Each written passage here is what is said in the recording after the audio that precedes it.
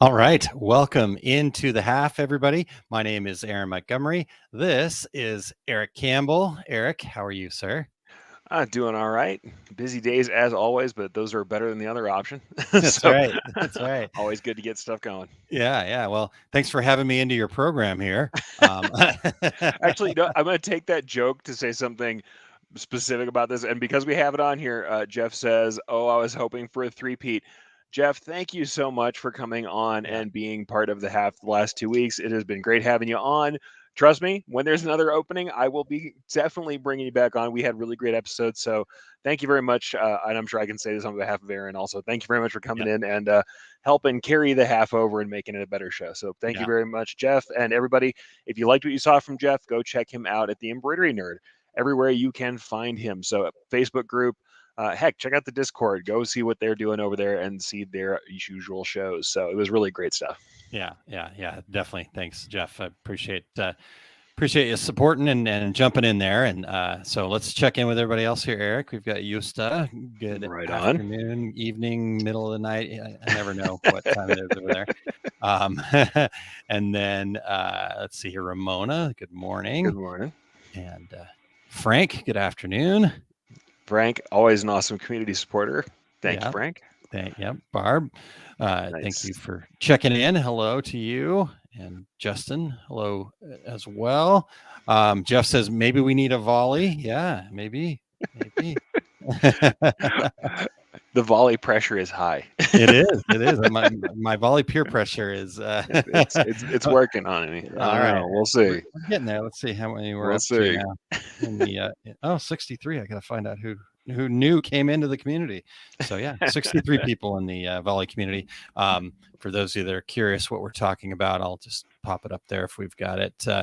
osg.link/volley. It's a video messaging app where you can have communities and stuff like that. Really great place to kind of build connection and questions and chatting and all sorts of stuff. So check it out. Let's see here. And Ramona's been volleying. She's succumbed to the pressure and has been adding great feedback and Ramona, the setup's looking perfect too. I love it. She's got a whole setup because she's doing a new program. Yes, on Coffee and Saturdays. conversation. Yep, on Yeah. Saturdays at 10 a.m. I believe, Central Time. If I'm wrong, Yes. Ramona, correct me, please. More Yeah. embroidery knowledge from Ramona, so check that out also. Yeah, definitely good stuff there. Let's see here. What else do we got? We've got Todd checking in with the typical you. Yo. All right. Yo, Yep, Todd. yep. Jarita, hello to you. Hope you are feeling good, Joe Rita. Thank you for Yeah, being on. definitely. And Adelina, hello to you. I think I Hello. got it right this time. Hey, I didn't repeat it over you. You can always tell because I'll just repeat it a second time right after you. That's the thing. I've been pointed out that I do this. I don't mean to do this, but if somebody says something and I'm worried that someone didn't like the pronunciation, I will then say it again myself. I'm sorry. Hey, Someone pointed it out that I I do that. It's actually it's it's subconscious. Trust me, I don't mean to do all right. Well, I appreciate you cleaning up my mess, so to speak. So, all right. Well, good afternoon, Chuck. Thanks for being here. All right. And thank you, Jeff. It was a great two regular guys today, and Yeah, even if you had a guys missed quick that. guest spot 5 things from this fine gentleman sitting, standing. Well, I don't know, sitting next to me. Sitting for now, yes. All right, all right. You can't tell. See, that's the great thing about this, like Yeah. shoulders up kind See, of I'm. pose You here. can. I guess I could do that in my chair too, And but I'm I am wiggling in the actually chair, standing. but yeah, you can. I'm in the chair. All But right. yeah, two regular guys. If you missed it, guys, go check it out. We had Lisa Potts on of Lisa Potts Designs, and you may have also known her from other things previously. But she's doing education on kind of the stuff that we might expect from her, cutters and vinyl and stuff. Sure, but she went Yeah. into laser and glow forge today, so pretty cool stuff. Pretty cool Yeah. stuff today, and she talked a lot about that and about what it was like to do that education. So if you want to check out a little bit more, you know, just a taste over there from Lisa, and then she's got the rest of her stuff at lisapottsdesigns.com. Nice. Yep. So good stuff. Yeah, check it out. All right. So I am getting it right. That's good. That's a good place to start. Good to know. And then Jeff, I agree with you here. I'm not sure that's really Todd. He's usually Facebook user. This Good is point. true. Valid. This is true. Ramona says Yepper's 10 a.m. Central Time Right for on. coffee and conversation on Saturday. So check that Very out. good. All Check right. it out. This is what we're here for, guys. The half. Yeah, So we just start chatting. throwing your questions in there with things you want to talk about. We are Yes. ready, and this is going to be all you because I have zero info here to share. So, Eric, I have a Yes. question. I need to embroider. Sandy says I need to Yes. embroider on soft leather gloves. Do you have any tips? I'm going to give you a non-tip tip here to a degree because I have done less leather than a lot of the other stuff I've done. But the last time I did soft leather, the one thing I will say about it, I did some very, very expensive jackets. And I mean very expensive jackets. And the same thing that I did there is what I would recommend to you here. Yes, you can listen to some of the tips on leather. Number one, I don't believe in using like leather sewing needles. People will tell you to use those wedge point bladed needles to embroider. I don't think that is at all necessary, especially on soft stuff. So don't listen to the leather needles. Those things cut and they will cut thread if you sew over top of existing embroidery when you're using them. So yeah, somebody might tell you use a leather wedge needle. I say no, but that is, hey, test at your own peril. Yeah. Um, so I'd be worried about that. The other thing to say is that when you make a hole in leather, you make a hole forever. So make sure you know what you're doing before you hit start. Keep your densities pretty, a lighter density than you might use on other materials. Some people say it doesn't matter. I think it makes a difference, even though you have stabilizer involved. That I would use something that remains after you've stitched. Depends on where you are on the glove. I'm assuming you're doing something up on the cuff and the wrist. Even with that in place, I don't like to super perforate leather. It's just not how I do. I like to have a lighter hand on leather. But the biggest thing I can tell you about leather, and every time I've had to do it, is get some comparable leather from somewhere. Get swatches and test first to see how it looks. My experience with leather was with harder, heavier leathers at first. And so the last time I had to use really soft, like kind of soft buckskin leather that I was using on those jackets, I went and got sample material of leather and factored that into my cost and sampled all of my designs on the softer leather first. Mm. I think the hardest part about gloves is any glove, and it's just getting it on the machine and getting your cylinder arm inside of it.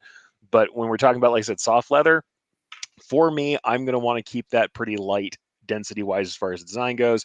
And like I said, I am super not into using big wedge needles. That is just how it is. So I don't know. Like I said, leather needles, I don't know. It depends on the leather. And also, leather is very variable. Depending on what kind of leather you have, it can act a little different. I've had some be a little grippy, and I've found that maybe a larger needle will leave a better path out for the thread so it doesn't want to hold on. But that's usually the heavier leathers, the thicker leathers. Okay. And that's why they always want you to use those wedges, because you're kind of splitting the leather and leaving a gap so your thread's coming out. You don't have like looping and tension issues. But really soft glove leather may not really act that way. I think you don't necessarily have to treat it the same way you would like tooling leather or boot leather. So like I said, get some comparable leather, do some testing. You may want a bigger needle. Maybe you may want to use some non-staining lubrication on the thread of the needle, depending on if it's really grippy or sticky. Some leathers can be, depending on how they're treated. And yeah, so non-answer, sample for yourself and make sure that you're happy with it on some comparable leather. For me, on leather designs, I like to use structural underlay to get coverage. I like to keep the densities lower in general. That's just me. But Okay. yeah. There you So, go. by the way, ask people who've done more. I was not a primary leather guy. If you're somebody who's in Western wear doing tons of leather and you have a comment for this, please go Man, ahead and comment on this and with all the definitely leather get you in. wear, I thought that would be. No, I'm just kidding. Yeah, not usually, not usually. No, I mean leather's cool, and I've done a portion of it. Mostly, it was like small stuff patches. Sometimes I did, some of the original stuff I did was straight stitch designs, and it was on actually pieces for boot leather. I worked a Okay. little bit on that stuff with some people, but I had partners doing that stuff. So Okay. that's really, that's how that was. Yeah, definitely. All Yep. right. And then Ramona says, "P.S. Tomorrow is about needles. Did you know that Nice. needles have butts?" So there you go. And then There Jeff, is a front and a back to a needle. This is true. that makes sense. Yep. Jeff says, "What's the other side called?" Nope. We ain't doing Ramona that. replied, "The tip." I think the parts were named by a man. Oh Butts and God. tips. We do have other names too. We have the scarf and the the Yeah. groove. There are some technical terms there we can go to. All right. Who's got that Schmetz chart with all the all the technical terms that we can get back out of this one? Yeah. All right, Eric. Another embroidery question for you. What I Uh, love is everybody's asking stuff that is not in my primary wheelhouse today. I Yosta love it. says, Eric, have you ever embroidered on judo belts? I have embroidered on belts. we mostly what we did on belts, however, was fairly light work. Most of the stuff I did was single color work, some text, and bars. Bars for Okay. marking your degree. Um, when I did that, there were two ways that got handled, depending on who was asking. Some people actually used like patch style bars. There were bars that were actually sewn as a patch first and then attached, Okay. depending on who it was who was working with me on it. Usually, otherwise, it was just kind of either satin stitch bars or a satin stitch that actually had a thin satin border on it all the way around to get a nice clean edge on the bar. In both cases, thick, sharp needles.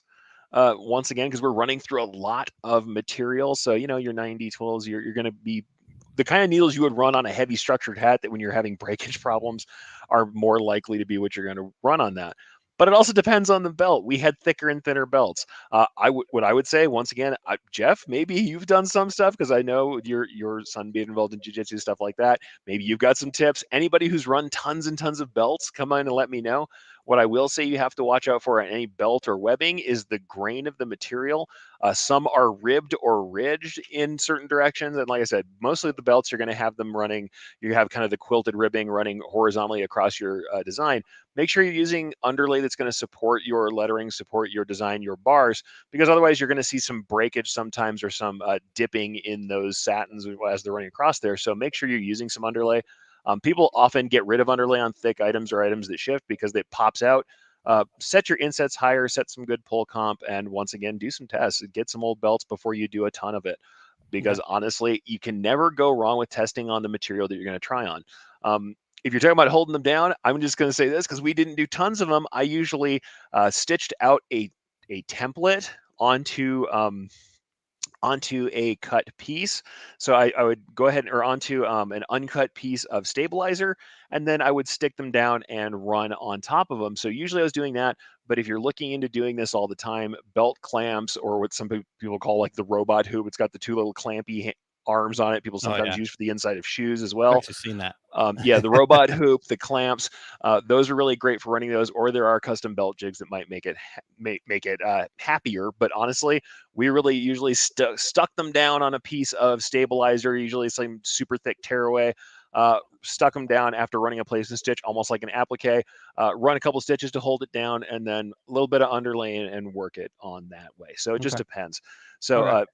I like this from Jeff. I'm going to bring this up because Jeff does have some experience here. Grain on judo belts is usually a twill. All right.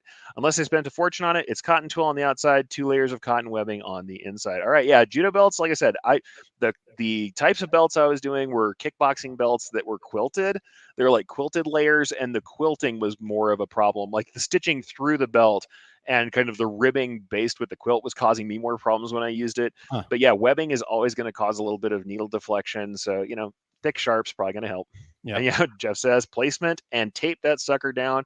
I like to wind the bobbin to match. Absolutely. Yeah, I didn't mention that, but because belts are a finished item that you're going to see the back, either, and I mean, probably wind the bobbin to match, best option because you're going to end up with color on both sides that matches.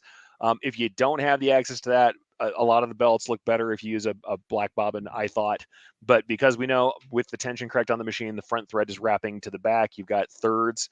You should be seeing a third of each roughly. I mean, on something heavy like this, you might see some issues there, but Yep. you'll see a third of each material. So you're going to see like front thread, bobbin, front thread on the back.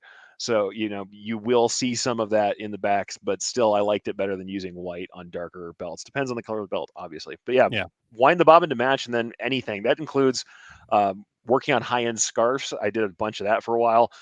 Always like to use matching bobbin on stuff like high-end scarves or belts or anything where the back is going to be visible. There you go. Awesome. But yeah, Um, I know, non-answer answer again. Thank you, Jeff, for that's all telling right. me specifically about judo belts. My experience was only with some kickboxing stuff, really, and didn't have the same kind of structure as you're describing. Yeah. Not that I have anything to add technically, but one Yeah, person, but I am a connector, right? there you I go. like to connect people. That's my gig. And the one person that I would also talk to is Christian Snyder with Mm, Thread Designs. She's going to be helping me down there at the Skills USA competition, but I know she does, and I think it's actually karate that she does, but she does a yeah. ton of belts. In fact, that's how she got into embroidery.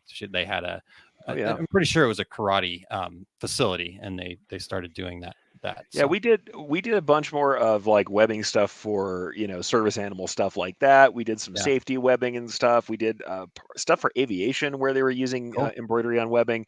But some of the belt stuff we did, interesting stuff. But like Jeff said, the texture of the material wasn't real rough, but the quilting and the really thick kind of upholstery size threads that they were using to sew that quilting, it Yeah. seemed like kind of heavy thread that they were stitching it with, Okay. would come through the grain. But that was just if you didn't kind of watch your stitch angles and underlay. So most of Sure. that was the issue for me as far as All right. design setup. Yeah. Yeah. Yeah. All right. Well, probably should have had Jeff sitting here on the other Yeah, side right. there instead, Jeff could right? have given us some more information on this one. He had some. Yeah. No. Hey, Thanks when we for talk about jumping in. niche marketing, that's why you sell into a niche, because if you understand what people need and it's something you've dealt with, then you can Yep. answer these questions immediately. You don't end up, flipping around and telling something kind of related like I just did. Yeah. Yeah. Yeah. Yeah. And but there is something to be said about that, right? Yeah, For sure, because a couple of, I mean, even if it's related, right? You go, oh, I'm an embroiderer, I should be able to do gloves, belts, blah sure, blah sure. blah, right? But the ones that really get it are the ones that say, here's what I'm focused on. I mean, I've known people that are sublimators, not to take it away from embroidery, but Okay, man, as an let's go with example it. here, that are sublimators, but they focused on like one thing and they just avoided everything else because they were so good at doing that one thing that when they try to do something else, it broke their systems. Though Right. at the So same time, if the one thing you do is super difficult and other people won't do it, you may have a tight market there. I mean, absolutely. because I've said that, especially belts are one of those things. Shoes is another thing. Embroidering on shoes is a pain if you don't have the setup for it. Yeah. And I've seen people who are just putting like it was soccer, so football for everybody else in more cultured countries, but for us soccer, where people were just putting names or numbers on the outsides of soccer cleats, football cleats, and making money Yeah. hand over fist, doing very small customization, Yep. small stitch count, but just knowing very well how to dial in Yep. names Yep. on the side of shoes. And it was an industry for this person. So Sure. really, if you do something difficult that is not common, you may find yourself, in that position. Or it's like, I actually talked about this. I did an interview really recently with Jen from the Sewing Report, who's more of a home craft kind of sewing Yep. person and more into quilting and sewing than embroidery. But one of the things I told her was like, I wrote an article about gradients, which are a pain to digitize. Wrote an article on how I do it and what I do to get gradients right. And I don't have, very many days that I don't get a request with someone with a gradient logo that someone else turned down to do that work. Do I want to do that work all the time? No. I mean, if they read the article, I sometimes talk about how that's not always the best use of our time. But at the same time, do something difficult well even once and show it online, and you may end up with a sub industry thing that you can do Yeah. for a long time. Yeah. Yeah. But if you're somebody that is, kind of in that space, Yeah, if somebody comes to you and says, "Hey, I need this done," just because they come to you and they say they want to do the work, I don't think we need to say yes to all of that stuff, because not now you're necessarily. Yeah, spending your time trying to figure this out when true. you could be focusing in on what it is that you already know and do well. And That's true too. yes, I'm not saying that in every case you turn it down, but by gosh, you better make sure, like you talked about with the samples and stuff like that, you better Sure, price sure. the heck out of that thing to make it worth your while, because when you do it the first time, you're going to find all of the reasons why, right? And my wife and I had a similar experience here. We took on a project that was a little bit outside of the wheelhouse, and by the time it was all said and done, we were giving them money, and it's like, oh, you got to be careful of that kind of stuff. So I think here's the thing: you have to kind of put out your feelers and be sensitive to opportunity. yeah. If you see something being an opportunity for you, that developing that is possible, or if you can get enough information that you feel like your foundational knowledge Yeah, plus the information that's out there is enough absolutely. for you to get there, try something out. Because I always say, I kind of believe in the 20% time, kind of like Google does. Some portion of your time should be Cool. Sure. development and not necessarily profitable, or at least it shouldn't be specifically geared toward profit. It should be geared toward business development, towards skills and technical Hmm. development as well.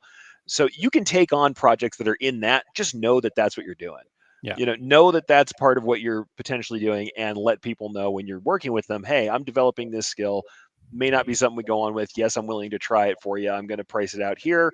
Make sure it's still pricing so you're not, losing yourself. But it's okay to take those things on, but you don't necessarily have to say yes to everything. I'm somebody who says yes, maybe too much, maybe, Well, but it's it does lead to opportunities on yeah, yeah, occasion. and You're exactly right. That Yeah. opportunity is important, not to let go of the sight of what the value of that is.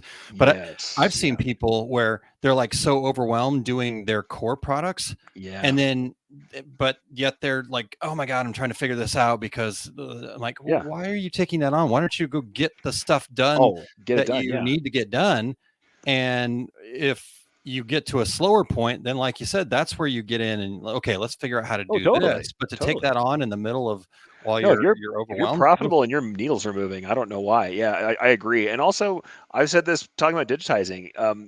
There were certain kinds of designs, and the example I always talk about is like doing individual pet designs or people's breed dogs. Can I do good fur work? I do okay. I'm pretty decent at fur work, but I don't do it that much. It takes me longer. I'm not as good as someone who's specifically good at it. And I had someone who I used to send all of my breed dog stuff to because I'm like, hey, she's good. It's all she does. She does it all day. It's her passion. I can send her that work. I can charge for my portion of the work that gets done. I can have Mhm. her digitize it. Does it mean I have to kind of eat a little pride of my pride and say, I'm going to swallow my pride and say, as a digitizer, I'm letting another digitizer do this Yeah. work? Sure. At the same time, it's like I had plenty of corporate logo work to do. I had design work related to that I could be doing. And also, sometimes I have to work on the business. I had e-commerce work that needed to get done for the day. Yeah. And if I can bring someone in who is honestly better than me at something, or at Yeah. the very least faster than I am at something, and still make profit and make them some profit, hey, better for Yeah. everybody. Yeah. That's Absolutely. that all ships rising on that tide for Yeah. sure. Yeah. Yeah. Just think, Eric, if we could all kind of let go of those egos, right?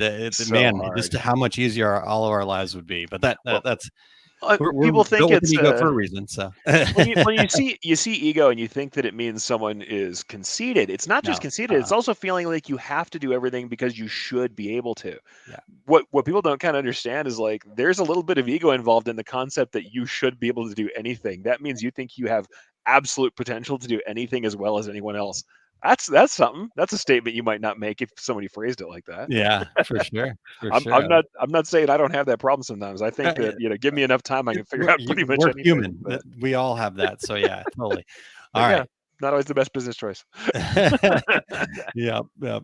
It's hard, man. You gotta Yeah. we think that we're making logical business decisions, but the reality is emotions control everything in all parts of our lives, and so Oh you yeah. just gotta figure out how to manage. All Yep. right, well, let's keep moving here. Eustace says, "Wow, thanks me thinking a belt is a belt, so wrong." And Yeah, get yourself a Kristen or a, or a Jeff and have them yeah, help. absolutely, absolutely. That's it. And all Right? the great information you shared too, Eric. Tons. So Oh, hey, thank you. yeah. Curtis, hello, thanks for being here. Yep. Eustace says all is true, but sometimes you get the thirst for knowledge and it takes over. And real Absolutely. quick, I know we've kind of covered this point a little bit, but let me just close with this, and you're welcome to really close it if you want. But Yeah, um, sure. uh, absolutely, and I think you really kind of hit that, Eric. And when you said, yeah, but there's something to be said about that, like I said, 20% time, which for people that don't know, Google basically allots 20% of time to their Yeah. employees where they can work on whatever project they want. It doesn't have to be part of their job. And now at the end of the day, if they make something cool, Google owns that. But Also true. that's where Also true. Gmail came from, Yep. that type of Yeah, thing. Gmail's a So 20% um, project. but understanding that is, again, like I was talking about, if you're like so overwhelmed that you can't keep up, then your thirst for knowledge is going to have to wait, or you're going to have to figure Yeah. out how to get somebody else to take care of the stuff that you're doing, right? So Yeah. No, that's true. all right. That's true. Yep. And Ramona says, I'm with Eric at Realistic Animal People. I have a small list that I put out there. I just tell them it's not my wheelhouse, but these people can help you. That's I mean, awesome. no pun intended, but they are a different breed. The people who do the realistic animal work, they are their own special category. Yeah, yeah. Yes. And then Ramona says, "P.S. The industry Yes. lost a great artist when Yeah. when she passed, not to be This is true. replaced." So, Yeah, the yeah. person who I used to send to, I don't always like to mention names, especially when someone's passed. But yeah, she was really great, and I was sad to see her go. Mm, Yeah, yeah. All right. Jeff says, "Yeah, buy a cheap Fuji belt in an A6 size. Lots of real estate to practice on." I can't tell you how many things I've learned by just getting it under the needle. That's the absolute truth. Yeah, You yeah, never learn as much. And yes, I know everybody gets mad at me because I'm like, okay, buy a belt, buy a leather, buy whatever, and start yeah, running it. There is a certain truth to the yeah, fact that you'll never really know how something runs until you put it all together on the machine and start running it. Yeah. And also there's tons of people, and I would actually consider myself among them to a degree. I'm good at visualizing things ahead of time, and especially now with the body of experience I have. Yeah. But there are certain things that just don't stick until you literally watch the process as it's happening and watch those interactions all take place. Yeah. There's this interaction between the needle and the thread and the design and the stabilizer that's happening in real time. And if you watch it while it's taking place, you have a much more intimate knowledge of what's going on. And if you understand like how steering something specifically on the machine or on the design will change how that process is working. If you Yeah. understand how your designs work at all, watching what's happening on the machine will absolutely be instant feedback for you on as to what you're doing and whether it's going right. Yeah. So yeah, Yeah. it just is the easiest way to know. For sure. And honestly, you were talking about that when you were talking to Jen, the Yeah. prosumer lady. I Yeah, think sure, I'm sure. probably calling it right. But that concept applies across kind of everything that we do, not just embroidery, not just getting right. Oh, sure, Because sure. here, one thing that I was talking to our success group member about the other day, I said, you've got like so many things that you're trying to focus on here, Mhm. but yet you're making the problems before you even get there. Yeah. Throw some volume at it, and then you'll be able to figure out what you actually need to focus on, right? Like, meaning you can't go, okay, well, I'm going to do mugs, and so I got to figure out everything I know about mugs. Why don't you go get an order for 36 mugs and buy 2 cases of Like by 36, 72. right? And Yeah. charge enough to cover that, and Yeah. and then as you do the order, you'll find out, okay, yep, and then you're gonna have hopefully 30-ish mugs left over for the next order. But Yeah. that's what I mean by throwing some volume at it, instead Yeah. of like trying to like make everything perfect before you even get out there. Get the order, get the Oh yeah. business in. And yes, I love the planning. Everybody knows I love the planning. Sure. But success is a cycle, Yeah. right? We have to have that little bit of deep thought, then we got to do some planning, and then Yeah. we have to take action. And I Yeah. think what happens is we get so stuck in the deep thought and the planning that we forget to actually take an order, do Oh, the work, absolutely. right? I So can't anyway, tell you how many times I've used this for different things. Sometimes it's yeah, about taking a direction for business or sales or what have you, yeah, but you can't steer a parked car. You can't correct love unless you're that. moving. There is something to that. And on top of that, like honestly, it's like I don't want to just say run and jump into every single thing that you want to No, do, but there really is a point at which you won't know until you get feedback. It's like advertising. We do testing. We throw a couple different versions out there. We see what sticks. That's often how it is. Yes, that means you're making 2 versions.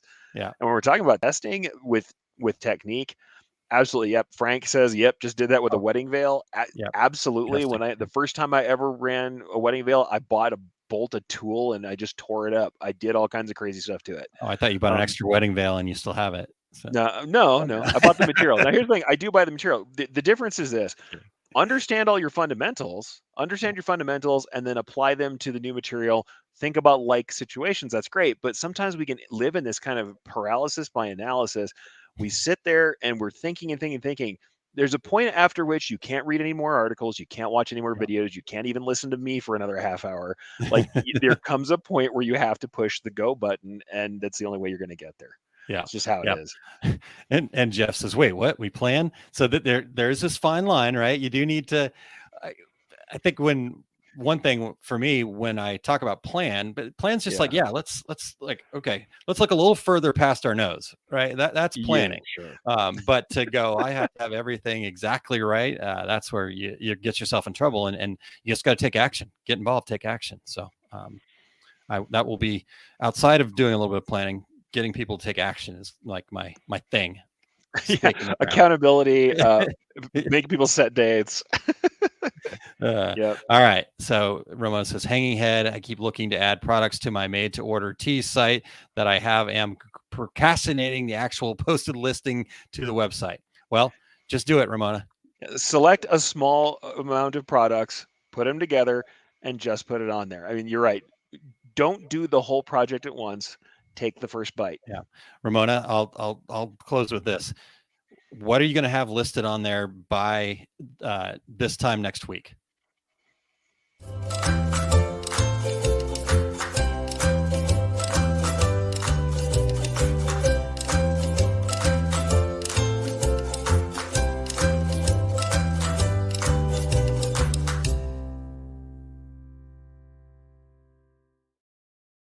Here's Ramona wishing that I cut that off about 30 seconds earlier. Thanks for having me back, everybody. Great job, Eric. Thank you, sir. Bye, guys.